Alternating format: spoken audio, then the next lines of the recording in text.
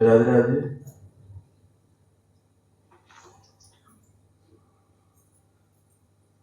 बर्हापीडम्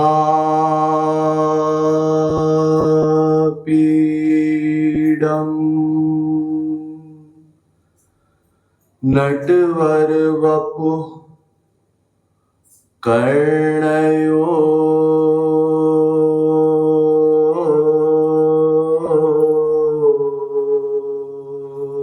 कर्णिकारम्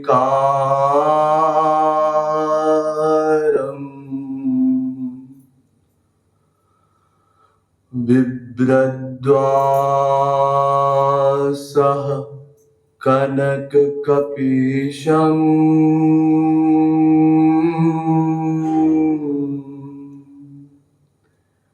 वैजयन्ती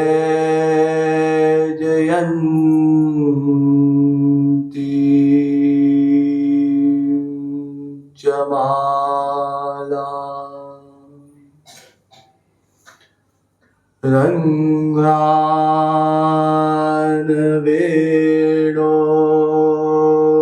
रङ्गानवेणोरधर सुधया पूरयन्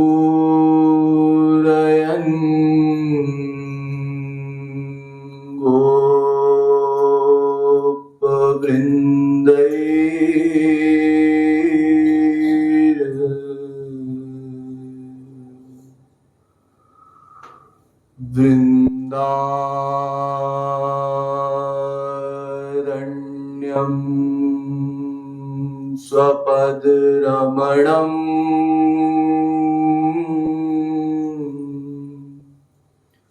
प्राविशद गीतकीर्ति।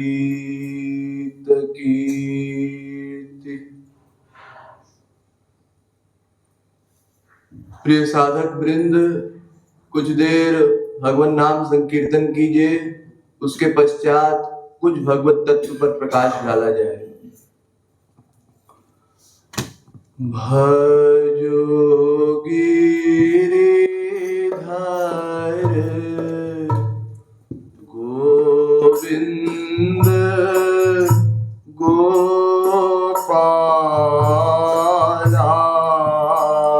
भजो गिरिधर गोविंद गोपाला, भजो गिरिधर गोविंद गोपाला, भजो गिरिधर गोविंद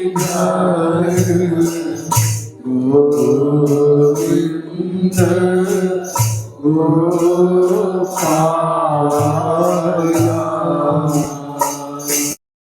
भजो गिरिधर गोविंद गोपाला,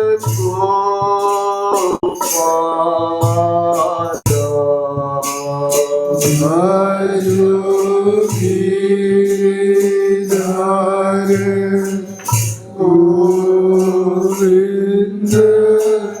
गोपाला, भजो गिरिधर गोविंद गोपाला,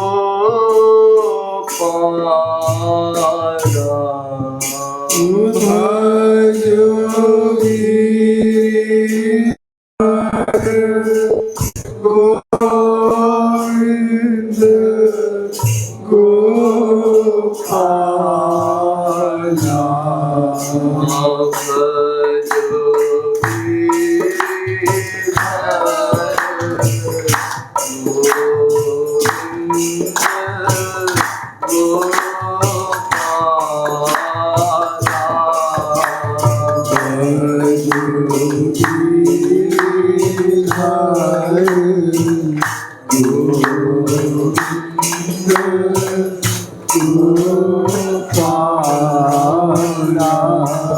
भजो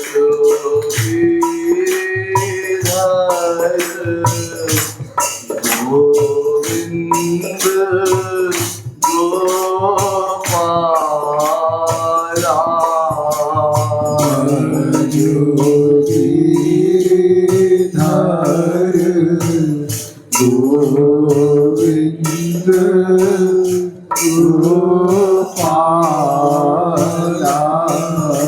बोलिए लाडली लाल की जय। अब आप लोग सावधान हो जाए।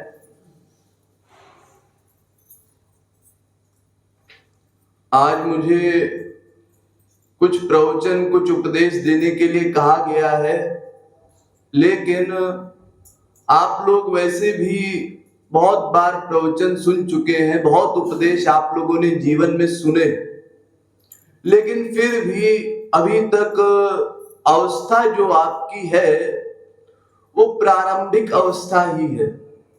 यानी इतना कृपा होने पर भी गुरु की, भगवान की, हम लोग आगे नहीं बढ़ पा रहे। इसका क्या कारण है? कारण ये है कि हम लोग जो सुनते हैं वो कान से सुनते हैं। महाराज जी ने बार बार बताया है कि मन वर्क करता, यानी बंधन और मोक्ष का कारण आपका मन है। तो वो जब आप सुनते हैं उसको, तो उसका चिंतन करना आवश्यक है, मनन करना आवश्यक है। इसलिए वेदों का भी आदेश है कि श्रोतव्य फिर मनतव्य, यानी फिर उसका मनन करो, उसको सोचो। केवल ये नहीं कि हम साधना हॉल में गए या प्रवचन हमने सुना तो हम लोग सोचे हमारा काम बन जाएगा। उसको सोचना है क्या क्या हमने सुना था, उस अनुसार कितना कितना वर्क हम लोगों ने किया, क्या क्या गड़बड़ किया, क्या क्या सही किया, ये सोचना है। अगर हम लोग नहीं सोचते तो हमारा कल्याण कभी नहीं हो सकता। जब तक हम उसका महत्व नहीं समझते और उस अनुसार वर्क नहीं करते, बार बार उसको सोचना। जितना सोचेंगे, जितना फील करेंगे, उतना वो सिद्धांत फिर पक्का होगा। हमसे जो अपराध होते हैं वो फील करने से ठीक होंगे, उसके पहले नहीं। अस्तु हम लोगों को कभी भी ये नहीं सोचना है कि हम सारा सिद्धांत समझ गए, अब कुछ समझना बाकी नहीं। अगर ये स्थिति होती कि आपको किसी उपदेश की आवश्यकता नहीं होती, तो फिर तो आप भगवत प्राप्त हो चुके होते। अब तक भगवत प्राप्ति नहीं हुई, इसका मतलब ये है अज्ञान है, माया है। और माया है तो माया को ठीक करने के लिए तत्व ज्ञान आवश्यक है। तत्व ज्ञान होने के बाद ही जीव भक्ति कर सकेगा, उसके पहले नहीं। अस्तु हम लोग साधना तो करते हैं, लेकिन साथ साथ कुसंग में भी पड़ जाते हैं। इस पर भी आप लोगों को ध्यान देना। कुसंग, आप लोगों ने शब्द सुना होगा कुसंग। तो कुसंग वास्तव में हम लोग जो करते हैं वो दो तरह का होता है। एक सुनने का कुसंग और एक देखने का कुसंग। ये दो तरह के कुसंग हम लोग करते हैं। जब संसार में हम लोग जाया करते हैं या साधना में भी बैठा करते हैं, तो केवल भगवत विषय में ध्यान नहीं देते और संसारी विषय को देखते हैं, सुनते हैं। इसमें भी जो देखने का कुसंग है वो तो कम हानिकारक है, ये सुनने का कुसंग बड़ा हानिकारक है। और इतनी आदत खराब है सब लोगों की कि जहां कोई संसारी बात करता है हम तुरंत वहां कान ले जाते हैं। कौन क्या बात कर रहा है जरा सुने। अरे क्या करोगे सुन के, क्या करोगे देख करके। आप लोग साधना हॉल में बैठे हैं, कोई आ रहा है, कोई जा रहा है, कुछ हो रहा है, आपको कुछ करना नहीं है, फिर भी वहां देख रहे हैं क्या हो रहा है। अरे देखने से क्या होगा, आप यहाँ साधना करने आए हैं, आपको उस पर जोर देना चाहिए, उसका महत्व समझना चाहिए, लेकिन हम लोग ये नहीं कर पाते। तो ये जो देखने और सुनने का कुसंग होता है, इसमें हमारी बहुत गड़बड़ी होती। और कुसंग में भी मेन चीज ये है कि हम लोग किसी में दोष देखते हैं। इससे बड़ा कोई और कुसंग नहीं है, पर दोष दर्शन कहते हैं उसको। तो ये जो परदोष दर्शन हम लोग किया करते हैं, ये सबसे बड़ा कुसंग है। क्यों? क्योंकि इससे कई बीमारी हमारे अंदर उत्पन्न हो जाती है। जैसे दूसरे में हमने दोष देखा, तो दोष देखने से पहले ही हमने अपने आप को श्रेष्ठ मान लिया, यानी अहंकार आ गया भीतर। मैं इससे आगे हूं, तभी तो आप ये जजमेंट दे रहे हैं कि इसने सही किया कि गलत किया। वरना कैसे आपके मुंह से निकला ये ठीक नहीं है? कैसे निकला? ये निकलने का मतलब ये कि आप अपने आप को सिद्ध मान चुके हैं, महापुरुष मान चुके हैं, खुद गुरु बन चुके हैं, तब आप लोग कह रहे हैं कि ये ठीक नहीं है, ये ठीक नहीं है। वरना अगर आप साधक क्लास के हैं तो एक साधक दूसरे साधक में क्या कमी देखेगा? संसार में एक भिखारी दूसरे भिखारी को क्या भिखारी कहता है? एक नक्कटा दूसरे नक्कटे को नक्कटा कहता है, एक अंधा दूसरे अंधे को अंधा कहता है। संसार में ऐसा नहीं होता।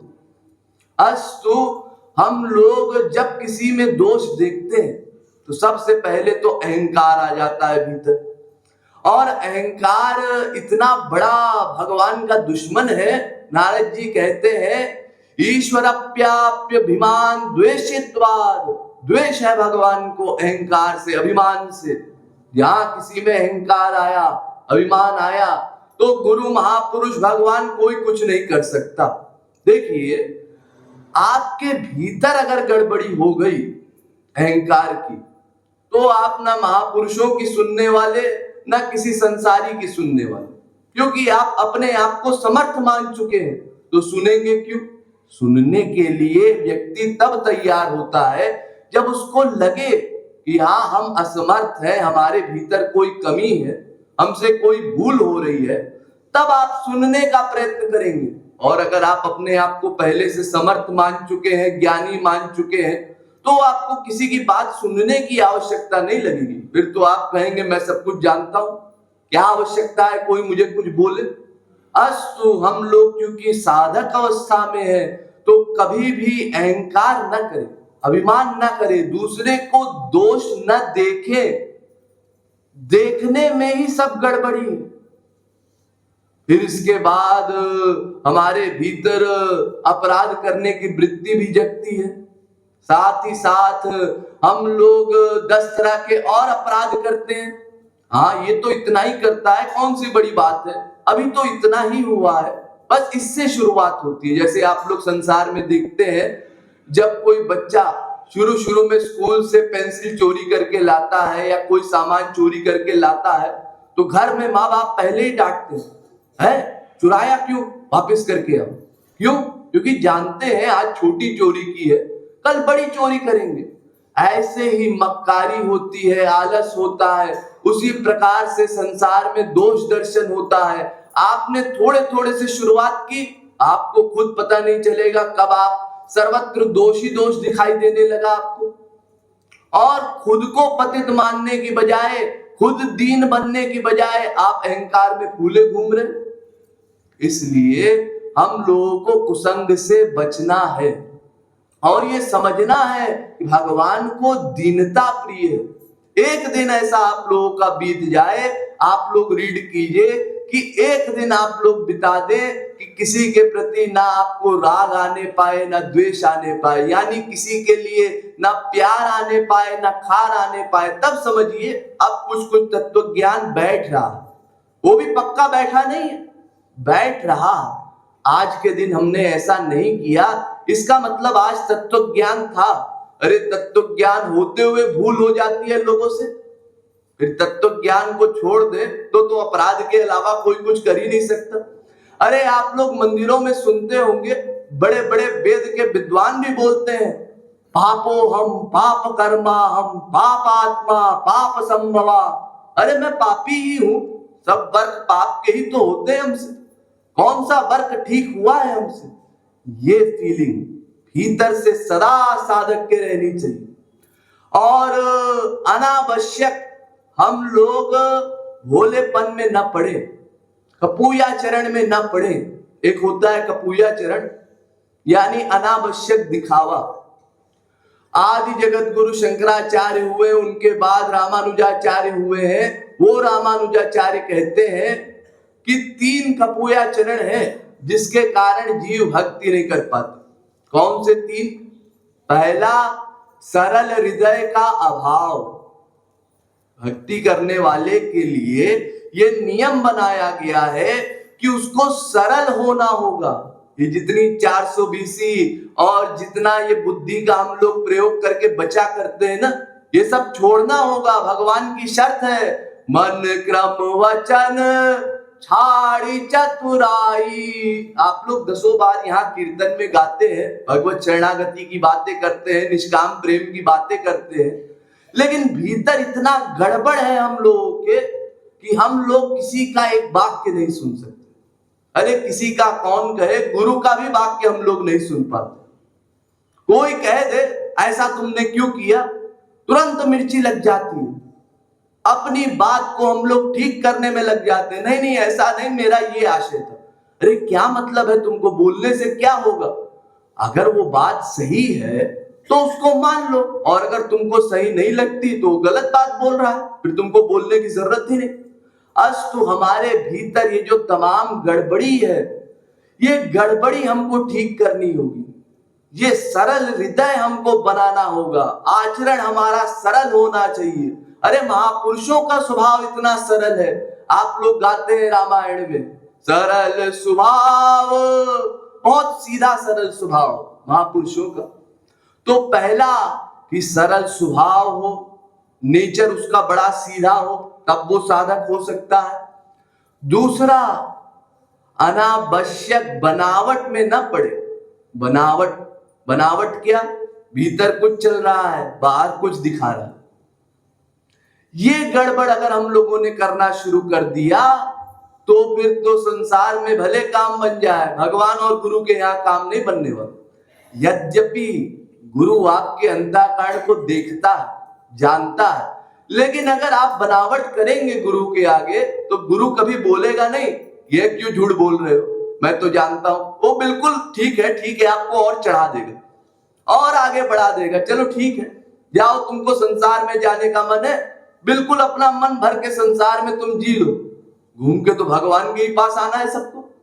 अस्तु बनावटी व्यवहार हम लोग कभी ना करें, कभी भी ये ना दिखाएं कि हम बहुत बड़े भक्त हैं। तीसरा, लोक रंजन माने क्या? कभी किसी को एक आंसू बह गया तो फिर वो तमाम हल्ला हल्ला करने लगता है, गिरने पड़ने लगता है, दिखाने लगता है हम गोपियों के आगे बढ़ चुके हैं। यानी कोई इतना भीतर से भाव बना नहीं, लेकिन ऐसा प्रदर्शन करेगा, हाँ बिल्कुल अब भगवत प्राप्ति हो चुकी, और बाहर जा रहा है, अपने घर परिवार वालों में गाली गलौज कर रहा है, लड़ रहा है। ये क्या भगवत प्राप्ति हुई भाई? अगर भगवत प्राप्ति हो गई है तो सब वर्ग ठीक होना चाहिए। फिर ये अशांति और लड़ाई झगड़ा, ये तमाम प्रकार के प्रपंच क्यों हो रहे हैं? इस बात का प्रमाण है कि वो एक्टिंग कर रहा है, मनोरंजन कर रहा है ना आवश्यक। उससे इतना बड़ा नुकसान है कि जो थोड़ा बहुत प्रेम उत्पन्न हुआ भी, एकात आंसू बहे भी, कल को वो भी बहना बंद हो जाएगा, वो अंतःकरण में भी होना बंद हो जाएगी। इसलिए दिखावटी व्यवहार ना हो, मनोरंजन का कोई हमारा प्रयोजन ना हो, एक ही लक्ष्य हो हमारा, किसी प्रकार से श्री कृष्ण में प्यार बढ़े, असली प्यार, और उस प्यार को हम छुपा करके रखें, प्रेम को छुपा करके रखें। प्रेम छुपाने वाली चीज है। अरे वो महापुरुष जिनके पास असीम सीमा का प्रेम है, वो अपना प्रेम प्रकट नहीं करते, और हम लोग साधक क्लास में होकर के बड़े अपने आप को आगे समझते हैं कि अपने आप को समझते हैं हम कंट्रोल नहीं कर पा रहे उस प्रेम को। अस्तु हम लोगों को भक्ति करनी है और कुसंग से बचना है। तो जो साधन भक्ति आपको करनी है उसमें नंबर 1 है श्रद्धा। गौरांग महाप्रभु ने क्रम बताया है भक्ति का, साधन भक्ति का, कि आदौ श्रद्धा साधु संगो, यानी नंबर 1 पहले श्रद्धा हो, फिर नंबर 2 महापुरुष का संग हो, फिर उसके बाद ततो नर्थ निवृत्ति, अनर्थ की निवृत्ति नंबर 3, फिर उसके बाद जब अनर्थ निवृत्ति हो जाएगी तो आदौ श्रद्धा तथा साधु संगोथ भजन क्रिया, तब आप लोग भजन करेंगे। तब कीर्तन करेंगे। ततोनर्थ निवृत्ति स्यात् ततो निष्ठा चिस्तता, उसके बाद फिर निष्ठा, फिर रुचि उत्पन्न होगी, और फिर उसके बाद आसक्ति होगी, फिर उसके बाद भाव बनेगा। ध्यान दीजिए आप लोग।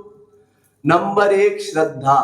श्रद्धा माने अपनी बुद्धि को गुरु की बुद्धि में जोड़ना।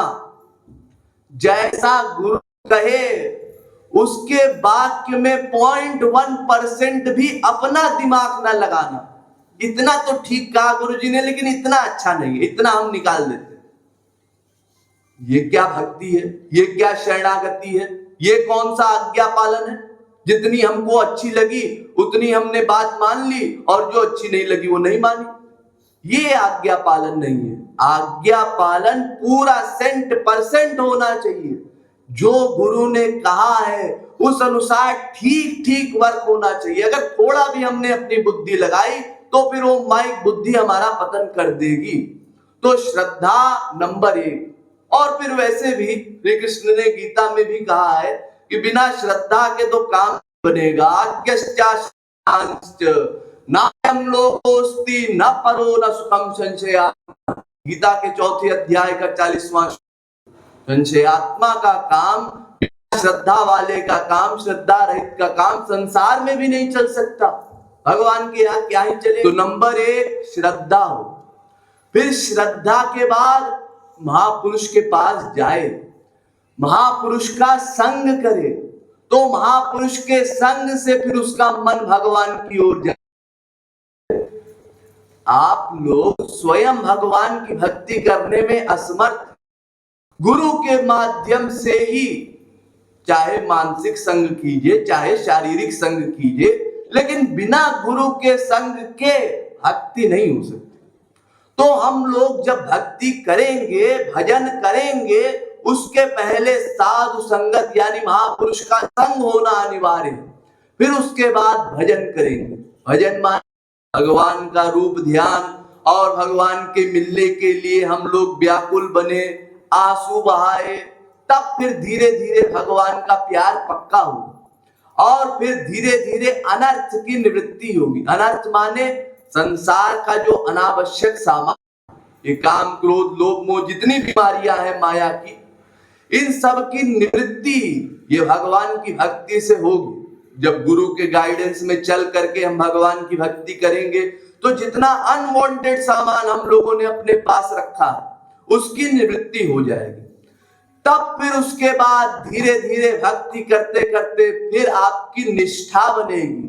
पक्का अब तो कोई और हमारा रास्ता नहीं है, बस एक गुरु की ओर ही हमको चलना है, ये विश्वास पक्का होगा। फिर रुचि होगी। ध्यान दीजिए, रुचि रुचि नेचुरल। अभी क्या है, अभी तो मन बनाना पड़ता है। हाँ, पुरी में जाएंगे तो पुरी में जा करके सुबह उठना पड़ेगा, उठेंगे, फिर किसी तरह से साधना में बैठना पड़ेगा, फिर बैठेंगे तो किसी तरह से गाना पड़ेगा, ये सब सोचना पड़ता है।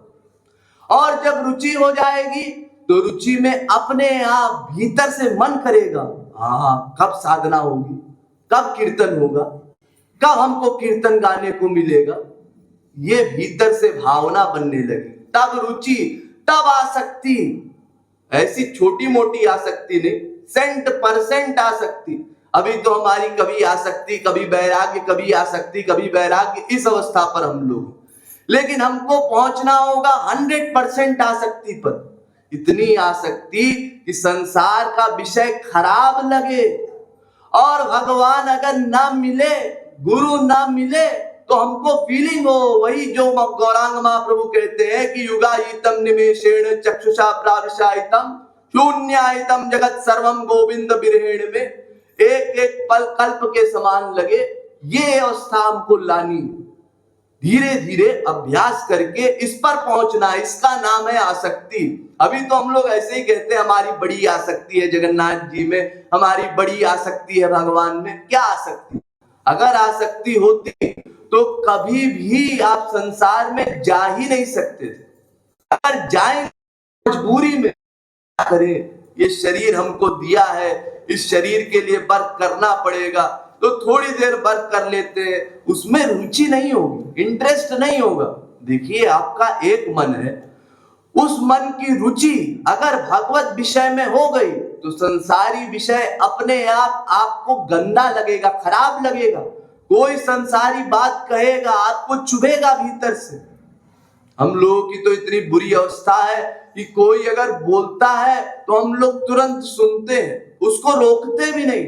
जबकि दसों बार आप लोगों ने महाराज जी का प्रवचन सुना है कि संसारी बात ना करो, कम से कम करो। अरे संसार में भी जब आप लोग जाएं, अपने परिवार में भी कोई हो, स्त्री हो, पति हो, बाप हो, बेटा हो, भाई हो, बहन हो, इन सबको अपना दुश्मन मानना है। ये सब हमको संसारी विषय देते हैं, तो जितना आवश्यक है केवल उतनी बात हमको करनी चाहिए। अधिकतम अपने मन का अटैचमेंट भगवान में रखना चाहिए, बार बार मन को ले जाना चाहिए। साधना का मतलब ही है कि मन को संसार से हटाओ, भगवान में लगाओ। इसका निरंतर अभ्यास करते रहना है। कब तक? जब तक पूरी तरह से मन भगवान में लग ना जाए। ये मेन चीज आपको मैं बता रहा हूं। आपकी मर्जी हो तो इसको मानिए, नहीं मानना हो तो ना मानिए, लेकिन जब तक आप इसका अभ्यास उस सीमा तक नहीं कर देते कि संसार आपको खारा लगने लगे, बेकार लगने लगे, नश्वर लगने लगे, तब तक आप लोगों का कल्याण नहीं हो सकता। ऐसे अच्छा है आप लोग कीर्तन करिए, राधे राधे गाइए, श्री कृष्ण का नाम गाइए, जगन्नाथ जी का नाम गाइए, ये खराब नहीं है, अच्छा है। लेकिन इससे आपको भगवत प्रेम नहीं मिल सकेगा। भगवत प्रेम तभी मिलेगा जब बाल भर का भी फर्क ना रहे शरणागति में। यदा एवं तस्मिन्नु धर्मांतरम कुरुते अथ तस्य भयं भवति। थोड़ा भी गड़बड़ अगर होगी तो भगवत प्राप्ति की आशा मत कीजिएगा। गुरु की बात 100% मानना है, गुरु के संग में भगवान की भक्ति करनी है, तब फिर माया के दोष जाएंगे, तब फिर भगवान में रुचि उत्पन्न होगी, तब निष्ठा होगी, तब आसक्ति होगी, और तब फिर भाव बने। अथास्ततो भावास्तथा प्रेमाचति साधका नाम्यम प्रेमणा प्रादुर्भावे भवेत् क्रम। ये क्रम है, नियम है। चैतन्य चरितामृत के मध्या लीला के 23वें अध्याय का 14वां 15वां श्लोक। उस आसक्ति के लिए हमको बहुत मेहनत करनी होगी। ये साधन भक्ति की बात बता रहा हूं। ये आपकी आसक्ति जब पक्की हो जाएगी तब नंबर 2 भाव भक्ति होगी। भाव भक्ति, भाव का मतलब अपने आप श्री कृष्ण के लिए इंद्रियां व्याकुल हो रही, अपने आप आंख कहते नहीं अब हमको रहा नहीं जा रहा, हमको श्री कृष्ण का दर्शन चाहिए, कान कहते अब हमको श्री कृष्ण की वाणी सुननी है, रसना कहते हमको श्री कृष्ण का विषय चाहिए, हमारी त्वचा कहती है श्री कृष्ण का स्पर्श चाहिए, यानी अब रहा नहीं जा रहा। ये जब परम व्याकुलता उत्पन्न हो जाती है जीव की, तब फिर गुरु कृपा होती है, तब प्रेमा भक्ति मिलती है। लेकिन कम से कम साधन भक्ति तो हम लोग करें। अभी भाव भक्ति तो बहुत दूर है, आसक्ति बहुत दूर है। मेन चीज है पहली श्रद्धा। यही हम लोग उत्पन्न कर ले तो थोड़ा आगे बढ़ जाए, फिर उसके बाद मन का संग और फिर वास्तविक भजन वगैरह हम लोग कर पाएंगे। अस्तु हम लोगों को लापरवाही नहीं करनी है, और घर में जा करके भी हमको ये समझे रहना है कि जो सिद्धांत हम लोग सुने हैं उसका रिवीजन हम लोग करें। गुरु आपको डिटेल में बताता है, आपको पूरा डिटेल याद करने की जरूरत नहीं। सारांश में काम काम की बात, पॉइंट में 1-2 पॉइंट हमेशा आपको अपने मन में रखना चाहिए। इसीलिए कीर्तन की भी जो पुस्तक बनाई गई है उसमें महाराज जी ने सारांश में भी कीर्तन के नियम लिखे हैं। आप लोग ठीक से कीर्तन नहीं कर पाते, कम से कम उस पुस्तक को खोल करके वो नियम एक बार पढ़ लीजिए, ताकि वो रिवीजन हो जाए सिद्धांत का। जो गड़बड़ होती है वो गड़बड़ ना हो। इसलिए हम लोग आलस ना करें, और अपने घर में जाकर के या जहां अपने नगर में हम लोग रहते हैं वहां भी जब कीर्तन होता है तो मौन रहने का अभ्यास करें, मौन होकर के केवल भगवान के नाम रूप लीला गुण धाम का ही सेवन करे, उनके जनों से ही प्यार बढ़ाए और संसार जहां जहां अपने मन को ले गए हैं वहां से मन खींच करके लेकर के आए। आज साल का पहला दिन है, पहले दिन से ही आप लोगों को जुट जाना है ताकि आखिरी दिन में आपकी वो अवस्था आ जाए कि श्री कृष्ण का विषय न मिले तो आपको खाली खाली लगे। मान लिया ये अवस्था नहीं आएगी कि एक क्षण आपके लिए कल्प हो जाए, लेकिन कुछ तो आगे बढ़िए। आसक्ति संसार में कम कीजिए, हर साल नोट कीजिए हमारी आसक्ति कम हो रही है कि नहीं। अगर नहीं हो रही है तो रोइए गुरु के आगे, भगवान के आगे, मैं इतना बड़ा पापी हूं, मुझ पर इतनी कृपा हुई है, मुझे मानव देह भी मिला, मुझे गुरु का संग भी मिला, तत्व ज्ञान भी मिला, साधना का माहौल भी मिला, फिर भी मैं लापरवाही कर गया। क्या मुंह दिखाएंगे हम लोग भगवान को? कितनी बड़ी लापरवाही है, इसको फील कीजिए। जितना फील करेंगे उतना अंतःकरण शुद्ध होगा। और ये ना सोचिए कि एक सा व्यवहार गुरु सबसे करेगा, ये भी आप लोग समझ लीजिए। हम लोग जब महापुरुषों को देखते हैं तो देख करके मन में तमाम प्रकार का अपराध हो जाता है। उनके कार्यों को देख करके, उनके व्यवहार को देख करके तमाम तरह के अपराध हम लोग करते हैं। इसीलिए महाराज के प्रकरण में भी जब गोपियां श्री कृष्ण के पास गईं और श्री कृष्ण ने मान लिया, अच्छा तुम हमको भगवान मान करके आई हो, लेकिन अगर भगवान भी माना है तो भी मेरे पास रहने की आवश्यकता नहीं, क्योंकि पास रहने से मुझ में दोष दिखने लगे। ये हमारी बुद्धि का गड़बड़ हाल है कि लगातार अगर हम किसी के पास रहेंगे, वो भगवान हो, महापुरुष हो, कोई हो, उसमें दोष दिखाई देने लगे। तो ऐसे ही ये जो दोष दर्शन की हमारी बीमारी है, ये ना हो। तो कोई भी हम लोग संग करें, उसमें मेन चीज है कि हम लोग ये समझे रहे कि महापुरुष जो वर्क कर रहे हैं वो वर्क महापुरुष के दिखने में अलग है, वो हमारी बुद्धि में समझ में नहीं आते। अरेव गति प्रेमणा, प्रेम की जो गति है वही टेढ़ी है, वक्र है, सीधी नहीं है। तो महापुरुषों के कार्य भी बड़े टेढ़े मेढ़े होते हैं। हम लोग देखें और ये सोचे कि अरे गुरुजी उससे इतना मीठा बोलते हैं, इतना प्यार से बात करते हैं और हमको दिन भर डांटते रहते हैं, ऐसा क्यों? हमसे बात क्यों नहीं करते, अनजान क्यों बने हुए हमसे? अरे सबके लिए अलग अलग व्यवहार करना होता है, एक ही गुरु को। संसार में जैसे होता है कि एक टीचर सबको एक बराबर उपदेश देता है, ऐसे अध्यात्म में नहीं होता। अधिकारत्व देख करके, पात्रता को देख करके गुरु को अलग अलग व्यवहार करना पड़ता है, अलग अलग जीव के साथ। वो मजबूर है बेचारा, क्योंकि सबसे एक सा व्यवहार करेगा तो किसी का कल्याण नहीं हो पाएगा। इसलिए जिसके लिए जो आवश्यक है उसके लिए वैसा व्यवहार वो करता है। हमको ये नहीं सोचना है कि हमसे ऐसा क्यों कह दिया, अरे उल्टा हमको तो विभोर हो जाना चाहिए। अगर कभी गुरु डांट दे, गुरु कुछ बोल दे, तो हमको भीतर ये फीलिंग होनी चाहिए कि अरे देखो गुरुजी ने मेरे बारे में कुछ बोला, कुछ सोचा, ये कितनी बड़ी कृपा। उन्होंने मेरे लिए कुछ सोचा, यानी मेरा अंतःकरण शुद्ध हो रहा है, मैं ठीक ठीक साधना कर रहा हूं, और विभोर होना चाहिए। हम लोग ये नहीं समझ पाते और दोष बुद्धि हम लोग कर लेते हैं। और ये भी नहीं सोचना है कि एक सा व्यवहार ही होगा सबके साथ। अरे कोई कहे कि रामावतार काल में भगवान राम लक्ष्मण को अपने साथ लेकर के गए तो लक्ष्मण श्रेष्ठ महापुरुष थे, और भरत जी को अपने साथ लेकर के नहीं गए तो भरत जी निम्न कोटि के महापुरुष थे। तो ऐसा कहने वाला नामापराधी। ये ना सोचे कि कोई बड़ा महापुरुष होता है कि कोई छोटा महापुरुष होता है, कोई बड़ा साधक होता है, कोई छोटा साधक होता है। सबके लिए अलग अलग व्यवहार करना पड़ता है। अरे श्री कृष्ण अवतार में आप लोग देखते हैं, जो श्री कृष्ण से अनन्य प्रेम करने वाली, निष्काम प्रेम करने वाली गोपियां हैं, उनको क्या दिया श्री कृष्ण ने? वियोग दिया। और जो नीचे कक्षा की जो गोपियां हैं, रुक्मिणी वगैरह, उनको नित्य संयोग दे रहे हैं। अब गोपियां क्या गाली दे रही है भगवान को? क्या मुंह सिकोड़ रही है भगवान के आगे, शिकायत कर रही है, अजी आप हमारे पास नहीं आते, आपने एक चिट्ठी तक नहीं लिखी हम? कुछ नहीं, जैसी श्री कृष्ण की इच्छा, ये निष्काम प्रेम। इसी निष्काम प्रेम का उपदेश महाराज जी ने हमको दिया है। तुमको भी ऐसा निष्काम बनना पड़ेगा।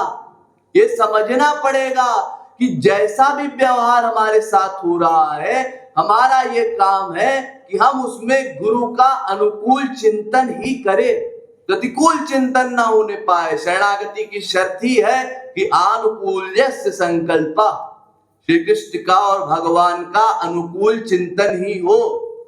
एक सेकंड को भी प्रतिकूल चिंतन ना होने पाए, ये तो अपराध है। भगवान के नाम रूप लीला गुण धाम जन्म में दोष बुद्धि करना ये नामापराध है। इस नामापराध से बड़े बड़े जो साधक हैं, भाव भक्ति पर पहुंचे हुए, उनका भी पतन हो जाता। नारद जी कहते हैं भावोप्य भाव मायाति कृष्ण प्रेष्ठापराधता। भाव भक्ति पर पहुंचा हुआ साधक भी फिर नीचे कक्षा में उतर आता है इसी अपराध के कारण। अस्तु हम लोग ऐसे अपराध से बचें और ये समझे रहे कि हमारा काम साधना से ही होना है, भगवान के लिए आंसू बहाने से ही होना है। जब तक हम आंसू बहा करके भगवान को नहीं पुकारते, तब तक गुरु भी हमारे लिए कुछ नहीं कर सकता। वो क्या करेगा बेचारा?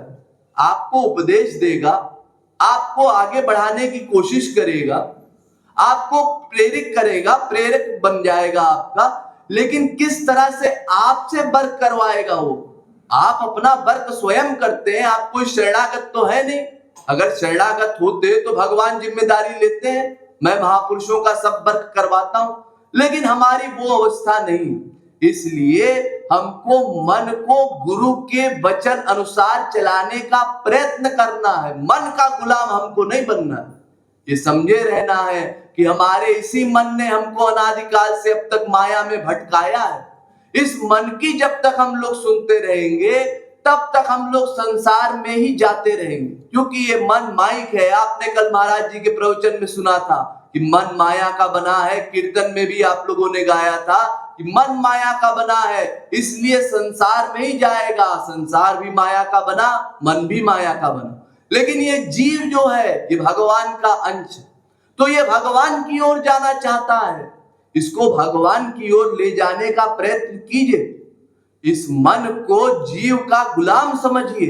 ये मन शासक बन रहा है, आप फिर से शासन ले लीजिए। नहीं नहीं, बुद्धि से समझिए, ये ठीक नहीं है। हम जो वर्क करते हैं इससे हमारी हानि होती है, हमारी साधना में बाधा उत्पन्न होती है। इस वर्क को हमको ठीक करना है। ये गलत आदत हमारी पड़ गई है, इस गलत आदत को हमको छोड़ना है। जब तक हम ऐसा संकल्प नहीं करेंगे, तब तक हमारा काम नहीं बनेगा। फिर महाराज जी कहते हैं कि जो ब्रह्मलोक में अपराध किया जाता है, ब्रह्मलोके कृतं पापम विष्णु स्थाने शमस्यति, विष्णु स्थाने कृतं पापम गुरु स्थाने विनश्यति, और गुरु स्थाने कृतं पापम वज्रलेपो भविष्यति। जो अपराध ब्रह्म लोक में किया जाता है वो विष्णु लोक में क्षमा हो जाता है। जो अपराध विष्णु लोक में किया जाता है वो गुरु के लोक में, गुरु के दरबार में क्षमा हो जाता है। लेकिन गुरु के आगे किया गया अपराध वो क्षमा नहीं होता, वो वज्रलेपो भविष्यति, वो पक्का अपराध बन जाता है। पक्का अपराध तो तीर्थ में आकर के आप लोग अपने अपराध कम करने का प्रयत्न कीजिए, बढ़ाने का प्रयत्न न कीजिए। क्योंकि अगर यहां आकर के भी आप लोग पाप बढ़ा लेंगे तो फिर इसको कम नहीं कर पाएंगे कभी।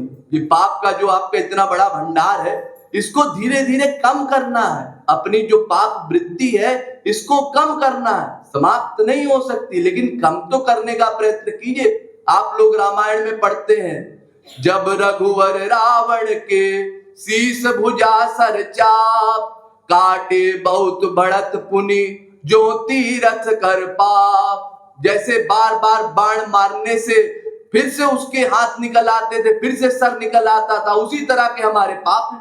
हम एक दबाने की कोशिश करते हैं, दूसरा निकल आता है, दूसरा दबाने की कोशिश करते हैं, तीसरा निकल आता है। लेकिन हार नहीं माननी है, लगातार प्रयत्न करते रहिए। गुरु को अपने आगे रखिए, गुरु से प्रार्थना कीजिए। गुरु की शरणागति से धीरे धीरे आपका मन निर्मल हो जाएगा, और जिस दिन मन निर्मल हो जाएगा उसी दिन गुरु कृपा करेंगे और दिव्य प्रेम से माला माल कर देंगे। बोलिए वृंदावन बिहारी लाल।